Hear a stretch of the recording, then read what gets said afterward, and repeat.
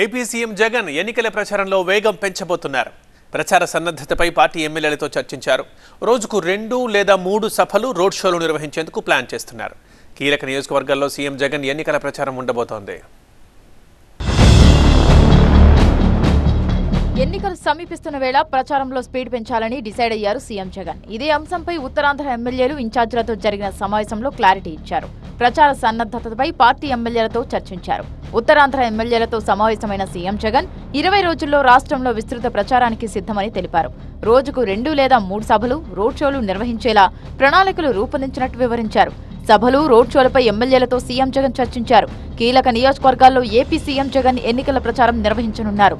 మరోవైపు YCP manifesto రూపకల్పన తుది దశకు చేరుకుంది.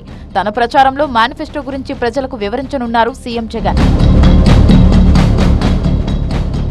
మరోవైపు క్యాంప్ కార్యాలయంలో ఉత్తరాంధ్ర ఎమ్మెల్యేలు ఇన్ఛార్జీలతో సమావేశమయ్యారు. వైసీపీ ముఖ్య నేతలు సజ్జల రామకృష్ణారెడ్డి, వైవి సుబ్బారెడ్డి ఆయా నియోజకవర్గాల్లో పార్టీ పరిస్థితి, రాబోయే ఎన్నికల్లో నియోజకవర్గంలో అనుసరించాల్సిన వ్యూహాలు, పోల్ మేనేజ్మెంట్, ప్రత్యర్థి పార్టీల అభ్యర్థులను ఎదుర్కోవడానికి అనుసరించాల్సిన వ్యూహాలపై చర్చించారు. నియోజకవర్గాల్లో ఇప్పటివరకు ఉన్న పార్టీ పరిస్థితి, సామాజిక, రాజకీయ, ఆర్థిక స్థితిగతులు ఏంటనే అంశాలపై నేతలు ఆరా తీశారు.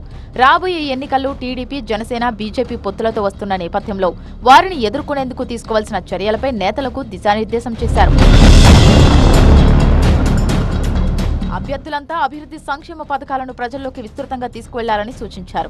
నియోజకవర్గాలకు సంబంధించి సమన్వయకర్తలే దాదాపుగా అభ్యర్థుల జాబితాలో ఉండే అవకాశం ఉందని పార్టీ నాయకత్వం సంకేతాలిచ్చింది. విపక్షాల పొత్తుల విషయంలో ఆందోళన అవసరం లేదని, రాబోయే ఎన్నికల్లో వైసీపీ ఖచ్చితంగా గెలుస్తుందని ధీమా వ్యక్తం చేశారు. అయితే నేతలంతా క్షేత్రస్థాయిలో పార్టీ నేతలను, కార్యకర్తలను కలుపుకొని ముందుకు వెళ్లాలని సూచించింది.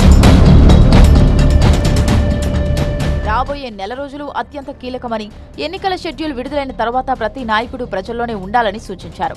ఇకపై సమీక్షలు ఉండబోవని, నేతలే పూర్తి బాధ్యతలు తీసుకోవాలని అన్నారు వైవి సుబ్బారెడ్డి. ప్రజలు వైసీపీకి ఓటు వేసేలా ప్రతి ఇంటికి కార్యకర్తలు వెళ్లాలని, అందుకు తగ్గట్టుగా బూత్ కమిటీలను బలోపేతం చేసి పోల్ మేనేజ్మెంట్పై దృష్టి పెట్టాలని సూచించారు.